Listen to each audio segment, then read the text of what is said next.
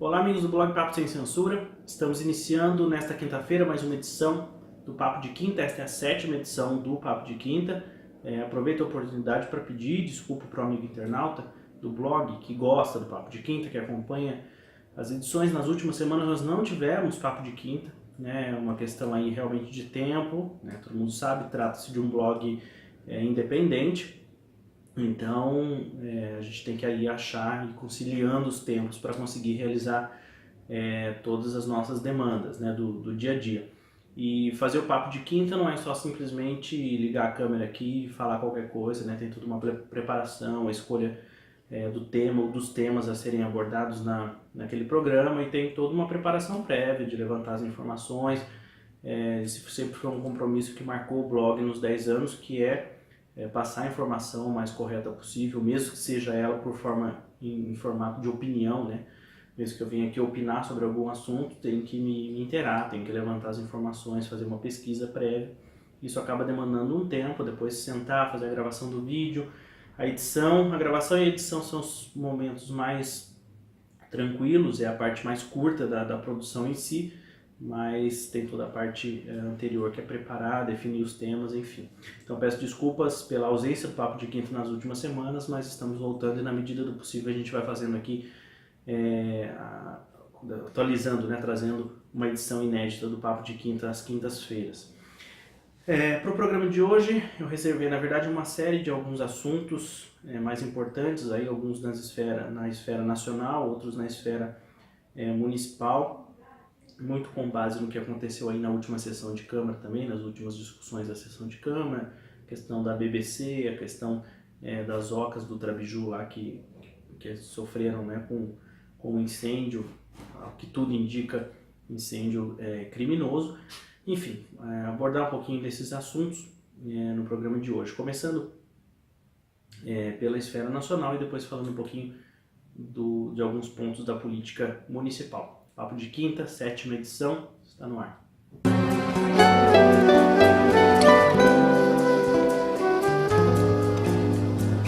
Bom, vamos começando a 7ª edição então do Papo de Quinta, voltando aqui, né, com o Papo de Quinta. No meio desse tempo que a gente ficou sem fazer o Papo de Quinta, obviamente que o blog não parou, a gente continuou atualizando com textos, atualizando com o podcast, resultado das participações aí na Ótima FM. Toda terça-feira a gente está lá, falando da política local, fazendo a cobertura da sessão de Câmara, da Câmara dos Vereadores, sempre atualizando aí toda semana. E aí depois o conteúdo que a gente trabalha na rádio, a gente publica também no blog, né? Então quem não consegue ouvir na rádio terça-feira tem a opção de também acompanhar pelo blog depois que a gente faz essa postagem.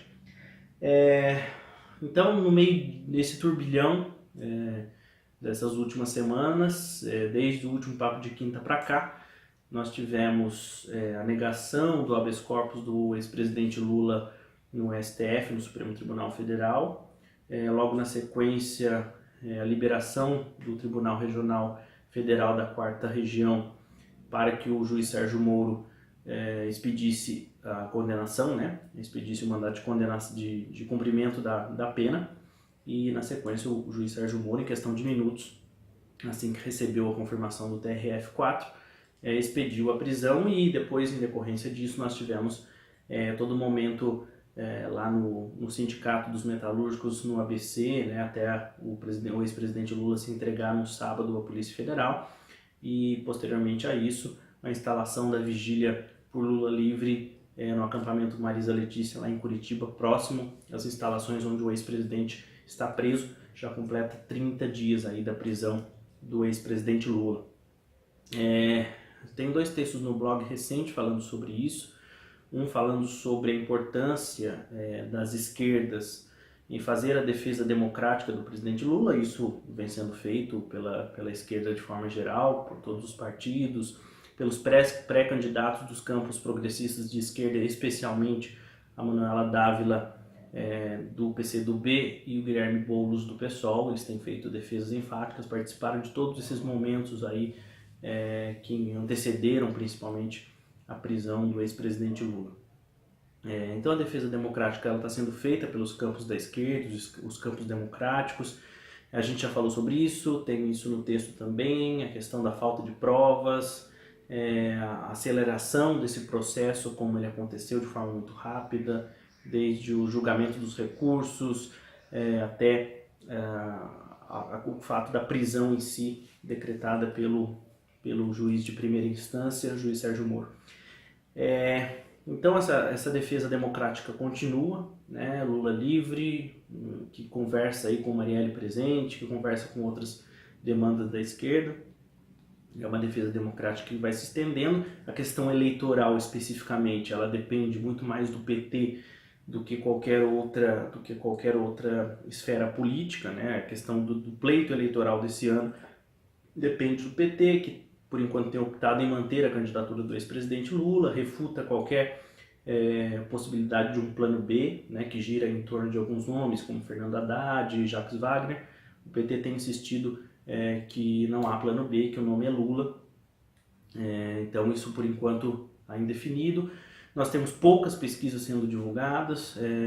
O nome do ex-presidente Lula continua, obviamente, sendo colocado nas pesquisas, porque por mais que ele seja preso, uma possível candidatura dele ainda não tem como dizer que não pode acontecer por vias jurídicas, não há nenhuma decisão judicial de que ele não possa ser candidato. Então, por enquanto, a candidatura dele é uma possibilidade, os institutos têm que continuar colocando o nome do Lula, e quando coloca, ele aparece na liderança tanto no primeiro turno quanto em todos os cenários do segundo turno. E curiosamente a gente vem tendo uma queda no número de pesquisas, tanto realizadas quanto divulgadas, né? O que é bastante curioso. De informação nova, a gente tem que essa semana o ex-ministro do Supremo Tribunal Federal, Joaquim Barbosa, declinou de ser candidato pelo PSB, partido pelo qual ele se filiou recentemente. Ele, por meio da conta dele no Twitter, ele declinou dessa possível candidatura. Lembrando que nas últimas pesquisas o nome dele foi colocado e ele aparecia com uma margem considerável de 9, 10% de votos, inclusive superando candidatos mais tradicionais como Geraldo Alckmin do PSDB, que patina aí entre 6% e 8%. O Joaquim Barbosa, nas primeiras pesquisas em que o nome dele apareceu, ele já despontou com 9%, 10% das intenções de voto. Então é um nome importante, a gente precisa saber como é que o cenário vai se reconfigurar, o cenário eleitoral vai se reconfigurar sem a presença dele. Falta muito e ao mesmo tempo pouco para a eleição de 2018, assim como os campos de esquerda progressistas ainda não se entenderam em termos de composição para o pleito, se continuarão com diversos candidatos, se vão se concentrar no nome. O mesmo acontece nos campos de centro, centro-direita. O único campo que hoje nada de braçada em termos de uma candidatura única é a extrema-direita, com o nome do deputado Jair Bolsonaro, que é o único nome da extrema-direita aí hoje. Direita, centro-direita também tem uma série de candidatos aí pleiteando a candidatura. A gente tem que aguardar como é que esses campos vão se ajeitar. Bom, e agora entrando no cenário municipal um pouco, para a gente falar da questão, com base aí no que aconteceu na última sessão de Câmara, na última segunda-feira, alguns temas que foram mais debatidos. A gente tem, por exemplo, a questão das ocas que foram incendiadas, as ocas do Parque do Trabiju, Parque Municipal do Trabiju, que foram incendiadas na última semana. Esse assunto, obviamente, que veio em discussão na sessão de Câmara de segunda-feira. O prefeito da cidade, Sérgio Domingues, havia feito um vídeo no fim de semana. Na própria segunda-feira ele divulgou um vídeo, à noite os vereadores falaram sobre o assunto. Ao que tudo indica, foi um incêndio criminoso, ao que tudo parece, né? Foi um incêndio criminoso. Um pouco do que eu falei, em linha do que eu falei na rádio, e volto a colocar aqui, o parque tinha câmeras de segurança, então é preciso saber se as câmeras estavam funcionando ou não. Isso o poder público vai ter que dizer, os órgãos constituídos vão ter que dizer se estavam funcionando, quais são as imagens, se não estavam, por que não estavam. É um parque que tem guarda, né? Então é preciso entender, a guarda estava lá, se estava, o que viram, o que não viram, se não estava porque não tinha guarda, enfim. Acho que isso o poder público vai ter que dizer. Fora isso, fora o campo investigativo, tudo são ilações, tudo vira um grande faroeste. Eu já vi aí insinuações de oposição criminosa, enfim. isso tudo não entra na minha cabeça, né? A gente está falando de um incêndio, ao que tudo indica, voltando, é criminoso, mas você tem instrumentos e ferramentas para fazer a investigação disso, não faz sentido estar apontando para esse ou para aquele como culpado, né? Com base em que nós estamos dizendo isso? Esse é o estado policialesco, coloquei isso na rádio também, é o estado do faroeste, onde todo mundo tem arma da moral para levantar, para apontar para esse, para aquele como culpado disso ou daquilo. Então que corram as investigações, que essas imagens apareçam, que quem estava de guarda no plantão daquele momento possa dizer o que viu, o que não viu, se essas câmeras não estavam funcionando, que o poder público também se explique por que essas câmeras não estavam funcionando, enfim. Há uma série de explicações mais concretas, mais objetivas, que precisam ser colocadas, do que simplesmente ficar fazendo ilações de quem foi, de quem não foi, que praticou esse incêndio, que, ao que tudo indica, de fato foi criminoso, dado o contexto, o fato de ter atingido só as ocas e até um determinado ponto das ocas, enfim. Mas é preciso identificar o que aconteceu. Fora isso, é faroeste mesmo, são as armas da moral sendo levantadas, todo mundo tem uma arma da moral para levantar, pelo que parece. Ainda sobre a sessão de Câmara, um outro assunto que foi importante, eu acho, debatido na segunda-feira, na sessão, foi com relação ao contrato da BBC, né? Lembrando que a BBC foi a empresa que assumiu a operação do pronto-socorro em maio do ano passado, em decorrência daquele fato da menina Natasha, que morreu dentro das dependências do pronto-socorro. O prefeito Israel Domingos optou por fazer uma intervenção, rompeu o contrato com a Santa Casa, que era então quem fazia a administração, e fez um chamamento. Quem ganhou foi a empresa BBC. Ganhou por um contrato de 6 meses, que foi aditado em outubro do ano passado, inclusive um aditamento que passou pela Câmara Municipal. Na época, quando ele fechou o contrato em maio, entre as coisas colocadas aí de melhoria, a gestão apontou para a economicidade. Essa foi uma palavra muito utilizada, de que saiu de um contrato de mais de 1.600.000 com a Santa Casa e partiu para um contrato de 1.500.000 com a BBC, na casa de 1.500.000 com a BBC por mês, né? Bom, isso veio até maio. Em maio nós teríamos um novo chamamento público, ele acabou sendo impugnado e a administração optou por prorrogar o contrato com a BBC por mais 2 meses, aonde começa o imbróglio. Segunda-feira, o vereador Carlos de Moura Magrão, presidente da Câmara, do PR, né, do partido do prefeito, da base do prefeito, fez um questionamento por que o aditivo não passou pela Câmara, alegando que essas prorrogações costumeiramente passam pela Câmara, e ele alegou ainda o fato de estar previsto um pagamento maior do que foi nos últimos meses para a BBC nesses 2 meses agora, os meses de maio e de junho, seria um pagamento de 1.750.000. Nós fomos ao portal da transparência e de fato está empenhado para os meses de maio e de junho um valor de 3.500.000 para a BBC, o que daria então 1.750.000. O Poder Executivo, né, a gestão municipal, vai ter que explicar o porquê que está essa diferença de 1.500.000 para 1.750.000 nesses 2 meses, sendo que o contrato até então era de 1.500.000. Por que houve esse aumento? Com base em que, além de tudo, há um processo da BBC contra a Prefeitura já correndo no Ministério Público, no qual a BBC cobra de 6 a 7 milhões de reais da Prefeitura por serviços que teriam sido prestados para além do estipulado em contrato, e a BBC também diz que o contrato parece que seria de 1.750.000 e não de 1.500.000, e que durante todo esse tempo ela recebeu 1.500.000. Isso tudo foi debatido durante a sessão de Câmara, e o Poder Executivo agora, obviamente, vai ter que se explicar, vai ter que colocar isso, fala-se tanto em economicidade, de repente o contrato sai de 1.500.000 para 1.750.000 e ninguém fala nada, como se a população não precisasse ouvir. Quer dizer, quando você vem e prega que diminuiu, você vem e faz estardalhaço. Quando você faz um aumento, não se coloca, não se dialoga com a população. Então esses foram os 2 pontos que me chamaram bastante atenção.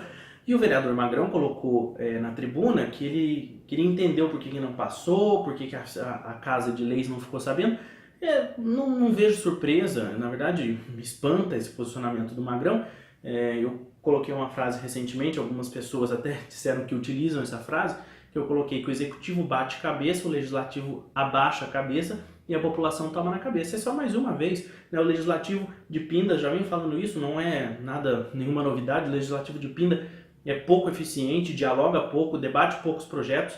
No ano passado, 97% dos projetos do Poder Executivo passaram pela Câmara, alguns com divergência de votos, né? A maioria, muitos passaram por unanimidade, alguns tiveram divergência de voto, mas pouco diálogo, pouco debate sobre os projetos do Poder Executivo que passam pela Câmara.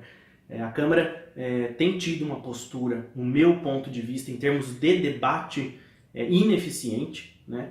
E isso não mudou. Então, o fato do Executivo não ter tido esse cuidado de se comunicar com os vereadores, de ter explicado essa prorrogação de contrato com a BBC, para mim, no meu ponto de vista, não é nenhuma surpresa. Não sei porque os vereadores estão surpresos e aí indignados agora.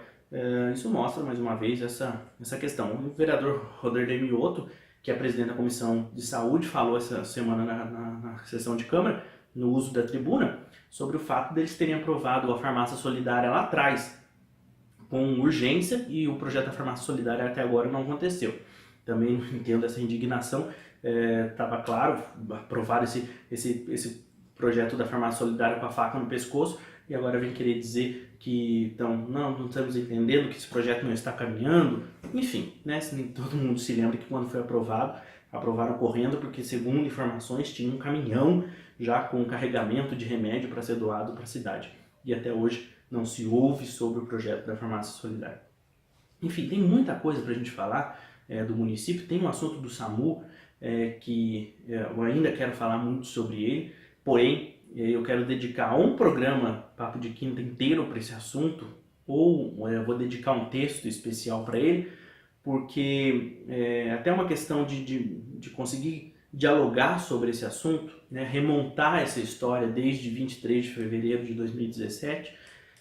No meio desse processo, ouvi insinuações, né, inclusive vindo de dentro da gestão, de que eu carecia de credibilidade. Não que isso me atinja, eu acho que o blog está indo para 10 anos, eu tenho muita consciência do que o blog fez ao longo desses 10 anos, cobrindo sessão de Câmara, cobrindo o poder público, cobrando do poder público postura no sentido da população, de ir ao encontro dos anseios da população. Essa sempre foi a cobrança do blog, né? E a postura do blog sempre foi essa. O blog é sim opinativo, o blog é sim interpretativo, o blog é sim analítico, né? Nós não estamos aqui só para ficar dando informação, a gente está para opinar, para analisar, para discutir junto sobre a cidade. Mas nós sempre tivemos um cuidado, e essa é uma tranquilidade que eu tenho muito grande, de sempre cuidar com a honra das pessoas, sempre com muito tato para falar do assunto. Quantas e quantas, inúmeros e-mails, cartas anônimas, fake de Facebook que manda informação, quantas coisas a gente recebe, né, periodicamente, e que a gente tem o cuidado de não publicar, ou de ter muito cuidado em não levar isso à frente, porque a gente sabe que por trás de cada político, por trás de cada vereador, por trás do prefeito, do vice-prefeito, tem uma família, tem toda uma estrutura que tem que ser muito preservada, né? A gente não está falando contra o político, né? A gente está falando sobre o político, e esse político envolve o seu contexto enquanto ser humano, que tem família, que tem a sua honra aí a ser defendida. Então a gente sempre teve muito esse cuidado. Então quando eu ouço alguma insinuação de falta de credibilidade, isso de fato não me atinge, porém eu tenho uma narrativa sobre o SAMU que eu gostaria de resgatar para mostrar que há um diálogo, há um contexto, há uma historinha a ser contada, e que não pode ser agora dita assim, tá vendo, quem falava que não tinha SAMU, agora vai ter que pagar a língua, essas coisas todas que a gente ouve. Tem uma historinha, né? Tem uma historinha muito mais longa, tem uma historinha de muito mais de um ano para ser contada, e credibilidade a gente reforça nessas horas, né? Quando a gente traz contexto, quando a gente fala de coerência, né? A gente também reforça a credibilidade. Estamos indo para 10 anos e eu acho que um dos pontos fortes do blog sem sombra de dúvidas, a credibilidade que a gente conquista falando que é verdade, dialogando com verdade e cobrando sempre isso. Não vou abrir mão de cobrar o poder público de ir ao encontro dos anseios da população. Então, o caso do SAMU, veja bem, vou ter que reservar um programa para ele, um texto, porque aqui só de falar que eu quero falar dele já tomei uns bons minutos desse papo de quinta. Eu ia falar também da entrevista do vice-prefeito na Ótima hoje, mas já está ficando muito extenso o papo de quinta. Ele falou que agora eles vão muito para a rua, ele, o Israel, o prefeito vão para a rua. Eu já acho que deveriam ter ido para a rua durante todo o primeiro ano da gestão. Não estou dizendo que seja tarde, mas eu acho que esse ir para a rua deveria ter acontecido lá atrás, mas também no próximo programa eu analiso um pouquinho mais politicamente do porquê eu acho que já deveriam ter ido para a rua desde o começo de 2017. Por enquanto a gente vai ficando por aqui. Na próxima quinta a gente tenta voltar com o Papo de Quinta, mais uma edição inédita. E fique ligado nas novidades do blog também, textos, podcasts. A gente vai atualizando você do mundo da política aqui em Pindamonhangaba. Um grande abraço e até a próxima.